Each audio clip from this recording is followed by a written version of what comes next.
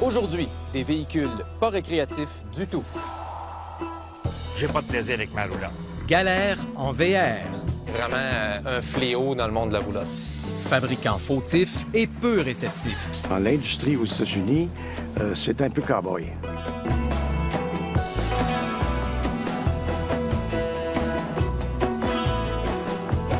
Bienvenue à La Facture. Nous sommes au Festival Western de Saint-Tite. Et croyez-moi, les cow-boys, il en existe encore beaucoup. Ils ont simplement échangé le cheval contre un véhicule récréatif. Et regardez autour. Ici, il peut y en avoir jusqu'à 10 000 selon les organisateurs. Je ne sais pas si c'est la même chose pour vous, mais j'ai toujours pensé que ce genre de véhicule était fabriqué selon les mêmes normes qu'une automobile. Eh bien, pas du tout. Et vous allez voir que ça cause bien des problèmes.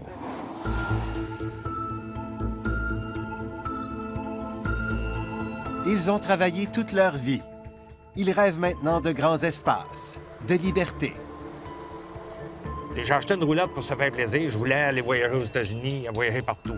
J'ai pas de plaisir avec ma roulotte. Je ne connais pas un seul caravanier qui n'a pas eu un ou des problèmes avec son véhicule. Dans le camping où j'étais, il y avait beaucoup de roulottes qui avaient des infiltrations d'eau et c'était des roulottes neuves.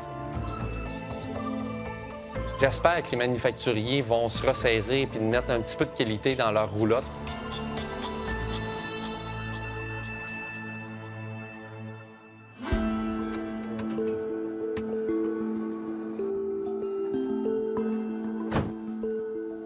Quand j'ai acheté la roulotte, j'ai expliqué à mon vendeur que je faisais seulement des festivals en majorité. Pas d'eau courante. Il y a combien de gallons d'eau? Il me dit, il y a 40 gallons d'eau, M. Robert. Vous n'aurez jamais de problème avec ça, les festivals. J'ai dit, garde, on est 3 jours à 5 jours pas branchés. Vous partez avec ça sans problème, vous n'aurez pas de problème. J'étais content au moment de l'achat. Là, je suis moins content un peu. Monsieur Robert, le réservoir est plein. On va faire un test. On va partir jusqu'au terrain de camping, puis on va voir, rendu là-bas, combien il reste d'eau dans le réservoir. Là, je pars, je suis supposé avoir 40 gallons. Je suis plein, je serai supposé être en sécurité. Nous installons une caméra sous le véhicule avant de partir pour un terrain de camping à 1 heure de route.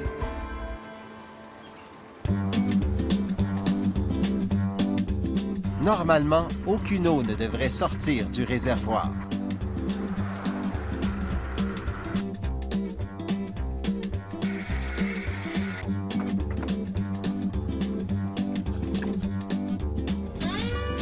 Sur 40 gallons, j'ai perdu plus de la moitié d'1 heure. C'est quand même beaucoup en 1 heure. C'est beaucoup. Il est d'autant plus insatisfait qu'à la suite de l'achat, il avait constaté une vingtaine d'autres problèmes. Il y avait le coussin ici pour faire le lit de la table qui manquait. Ils m'ont donné celui-là en plastique, pas la même couleur. Il y avait la vitre qui avait un éclat de partie juste ici. Il y avait la table qui était toute comme rough, pas planée, pas vernie. Il manquait un stopper pour quand tu circules pour arrêter les tiroirs. Dans la salle de bain, j'ai un joint dans la douche qui n'est pas fait à l'intérieur de la douche. Le tapis est tout mouillé à l'extérieur puis le bas du mur. Mais ça avait tout été inspecté, puis ça se posait de rien manquer. J'ai pris ce qu'il y avait de mieux, puis j'ai eu ce qu'il y avait de pire. Sur la plage de sable blanc. Serge Robert et sa femme ont investi près de 34 000 $ dans leur roulotte pour assister aux différents festivals country. Ils ne sont pas les seuls acheteurs insatisfaits de leurs véhicules récréatifs. Joanne Desrochers a beau avoir payé 42 000 $ pour une roulotte comme celle-ci, elle a eu de sérieux problèmes d'infiltration d'eau. C'était où la moisissure, là? Quand ils ont ouvert ce mur-là, ils ont dévissé ça, ils ont ouvert le mur, l'eau s'infiltrait par le coin en haut du toit. Ça a descendu tout le long du mur. C'est ça qui a fait que c'était moisi comme ça. Là. Si on voit le mur ouvert, c'est ça? C'est ça. Vous voyez exactement ce mur-là qui a été ouvert. Le bois noirci, là, c'est des moisissures, ça. Ah, j'ai été épouvantée, mais c'est ça. J'ai été chercher ma caméra, j'en revenais pas. Sur le toit, elle remarque qu'un joint d'étanchéité avait été réparé. Ça a été fait avant qu'il me la vende. Mais est-ce qu'il vous l'avait dit que c'était réparé? Non, il me l'avait pas dit. Ben non. Non, parce que moi, j'aurais jamais acheté une roulotte qui a pris l'eau. Je le sais, je suis intolérante aux moisissures et tout ça. Nous allons chez son concessionnaire, Cristal VR, et parlons à un des dirigeants muni d'une caméra cachée. Est-ce que c'est normal qu'une roulotte coule? Elle est neuve, la roulotte. Là. Comment ça se fait que ça... Il y en a des flambants neufs qui coulent. On est dans le VR, c'est ça le truc. Il n'y a pas de normes de construction. Ils ne sont pas assez avancés là-dessus. Il admet donc qu'il y a un problème dans l'industrie. Pourtant, il nie aussi avoir vendu une roulotte qui avait eu des infiltrations d'eau. Il n'a pas voulu nous donner d'entrevue à la caméra. Nous consultons un réparateur indépendant, spécialiste des véhicules récréatifs. Billy Girard, propriétaire de VR Medic, en voit de toutes les couleurs. Le mur et le meuble du bas avaient une infiltration d'eau assez majeure. Puis, il faut remplacer le louan extérieur, le bois qui est pourri et tout réparer le meuble aussi qui est plein de champignons. Puis là, il y en a un autre qui a l'air pas mal majeur, celui-là. Exactement. C'est un slide-out qu'on a enlevé. Il infiltrait de l'eau par le toit du slide-out qui a fait tout briser les murs. Fait qu'il va falloir tout recommencer comme si on serait le manufacturier du slide-out. Mais ça, c'est carrément pourri, là, c'est ça? Ah, ça, c'est carrément pourri. Ici, vous voyez que le toit, il bouge. Et vous voyez ici, là, j'ai même pas besoin de faire grand-chose, là, que le bois, il se détache. Et, fait qu'il n'y a plus grand force là-dedans, là. Fait que c'est vraiment un fléau dans le monde de la roulotte, là. Vous en voyez souvent des comme ça? Bien, j'ai 10 employés, puis on fait au moins 2-3 infiltrations d'eau par semaine que le monde découvre.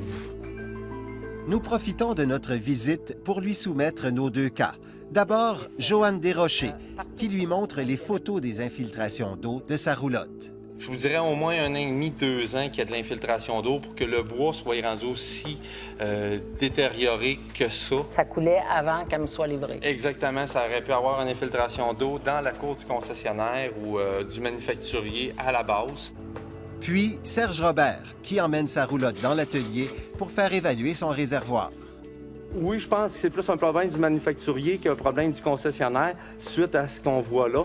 Parce que le trop-plein, on voit que c'est d'origine puis c'est pas à la bonne place. J'espère que les manufacturiers vont se ressaisir puis de mettre un petit peu de qualité dans leur roulotte, prendre le temps de les construire, prendre le temps d'écouter le concessionnaire pour réussir à avoir une qualité supérieure. À mon avis, il n'y a pas de problème généralisé. Jessica Galarno, de VR Prestige, le concessionnaire qui a vendu la roulotte à M. Robert, dit avoir confiance aux fabricants. Est-ce que c'est normal qu'une ou 2 fois, il faille que vos clients reviennent ici pour des réparations et des ajustements? Puisque ce sont des unités qui sont majoritairement sur la route, puis avec les belles routes qu'on a au Québec, oui, ça peut avoir lieu, là, des ajustements comme ça. Pourtant, un responsable de son service après-vente, que nous avons visité incognito avec M. Robert, a admis que toutes les roulottes avaient des problèmes, et parfois de très sérieux. Toutes les manufacturiers, c'est comme ça. Il n'y a pas mieux que là. J'ai vu des histoires d'horreur. J'ai déjà eu des 10 pages, moi, de choses à faire sur un véhicule. Moi aussi, je n'ai vu des histoires d'horreur. On se revoit toujours 1 ou 2 fois sur une neuve. Tout c'est fait par des machines. Un VR, c'est fait par des humains. C'est ça. T'apprends à dire que la machine est meilleure que l'humain. Les robots sont beaucoup plus précis que les humains. VR Prestige a réparé la majorité des problèmes. Mais pour le réservoir, Serge Robert a perdu confiance et refusé de confier la réparation au concessionnaire. Le plus enrageant, c'est de se faire dire par le gérant du service que toutes les roulottes sont comme ça, que c'est normal que tu vends une roulotte, mais que tous les clients ont à revenir 1 fois ou 2. On a un beau vidéo que ça coulait en masse l'autre fois. Il finira par faire réparer le réservoir ailleurs. À gauche de la rallonge. Joanne Desrochers, elle, a fait une croix sur les véhicules récréatifs. C'est pas récréatif du tout, là. Je peux vous dire que l'été passé, j'ai pas eu de récréation, là. VR Cristal a réglé tous les problèmes sur la roulotte de Joanne Desrochers et lui a remis 3 000 $ en dédommagement. Sa roulotte, Mme Desrochers, l'a vendue. Et malgré ça, elle estime qu'elle a perdu beaucoup d'argent. Il y a une incitation à tourner les coins ronds. Là. Les ouvriers ont tendance à travailler vite. Ils vont peut-être vérifier un petit peu moins. Après la pause, les aveux du président d'un des plus grands fabricants de VR au monde. Il faut qu'on s'améliore, qu'on détecte le problème et qu'on le répare.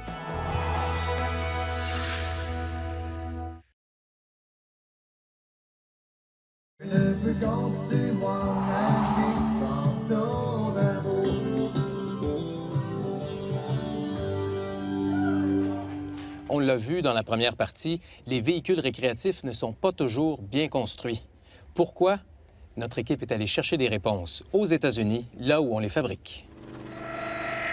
Indiana, au cœur des États-Unis. 80 des véhicules récréatifs d'Amérique du Nord sont fabriqués ici. Yes, good morning. We would like to have an interview with Mr. Martin, the CEO of Thor. Une industrie de 16 milliards américains. Basically, what we are doing is a story on the quality of production. Nous voulons savoir que répondent les fabricants aux allégations de mauvaise qualité de construction. Well, we are going to Elkhart next week, and so far we have nobody to speak for the industry. L'industrie aux États-Unis, c'est un peu cow-boy.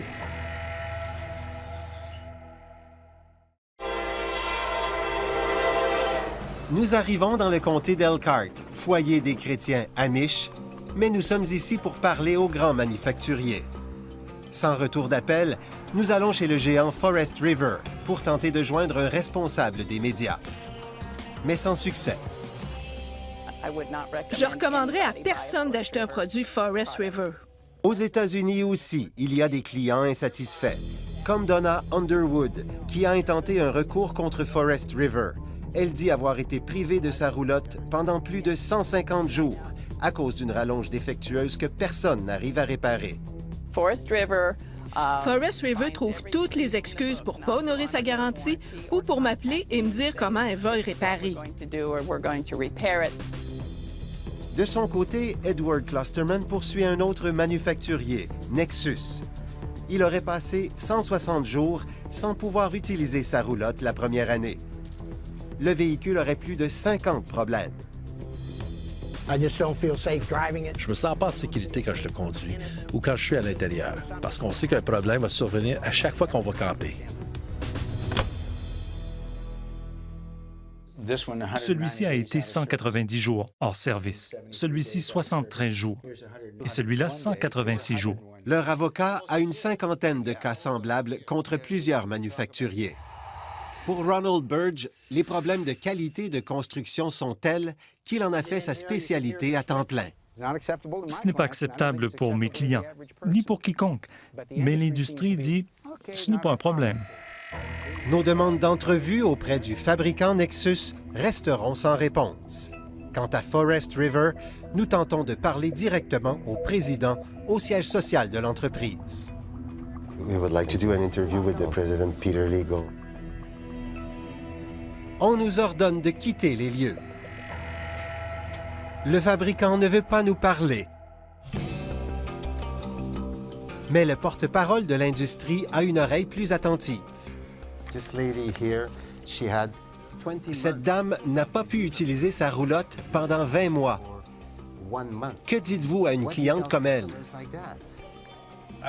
La chose à faire serait de présenter des excuses. Kevin Broom, de l'Association de l'industrie des véhicules récréatifs, dit que l'entreprise devrait s'excuser. Mais Forest River reste silencieuse, un peu à l'image du slogan de l'entreprise sur ses panneaux publicitaires. Pensez-vous que Forest River devrait reprendre une roulotte comme celle-là? Il devrait au moins y penser. Il devrait envisager les façons de bien la servir. Il devrait la considérer comme une cliente importante. Forest River vient aussi d'être condamné pour ne pas avoir déclaré des problèmes de sécurité sur certains véhicules. Elle pourrait devoir payer jusqu'à 35 millions d'amende. Il y a des entreprises que j'ai visitées aux États-Unis, il n'y avait aucun contrôle de la qualité. Leur philosophie, c'était s'il y a des problèmes, le client reviendra. Paul Laquer, rédacteur en chef de la revue Camping Caravaning, a constaté de nombreux problèmes. Il revient d'une tournée des manufacturiers aux États-Unis. À partir de 2009, il y a eu une récession aux États-Unis, le marché s'est écroulé et là, le prix du pétrole a augmenté beaucoup, ce qui fait qu'il y a une forte demande de la part des consommateurs d'avoir des unités plus légères. Mais en même temps, on a rétréci l'épaisseur des murs, on a utilisé des matériaux peut-être moins résistants et ça fait que ça peut faire des véhicules des fois qui sont un peu plus chambranlants.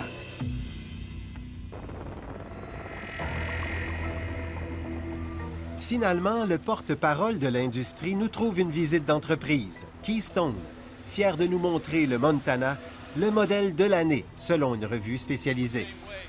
L'usine, gigantesque, est tout de même peu robotisée. L'assemblage s'effectue surtout à la main. Et les murs ont moins de 2 pouces d'épaisseur. Ça n'a pas l'air très épais. Est-ce que c'est solide? C'est solide. Après le temps de séchage, ça devient un mur d'un seul morceau.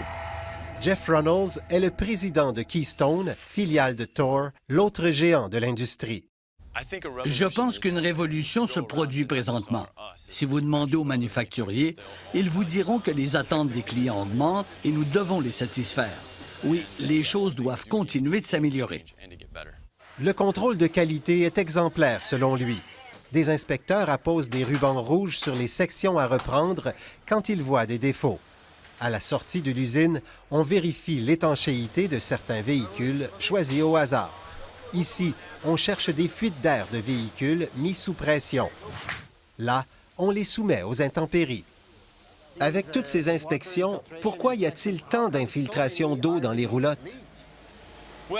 Je ne crois pas qu'il y en a tant que ça. Mais une fois de temps en temps, il y en a. Comme vous l'avez vu, c'est fait à la main. Mais Paul Laquerre, lors de sa visite des manufacturiers, avait remarqué un problème encore plus important. Des employés qui travaillent trop vite. Il faut produire. On a un certain nombre d'unités à sortir. Et j'ai vu dans des entreprises, plus on les finit tôt dans la journée, on a atteint notre quota, plus tôt on peut partir. Donc, il y a une incitation à tourner les coins ronds. Les ouvriers ont tendance à travailler vite. Ils vont peut-être vérifier un petit peu moins aussi. Par exemple, ces ouvriers doivent produire 19 véhicules par jour.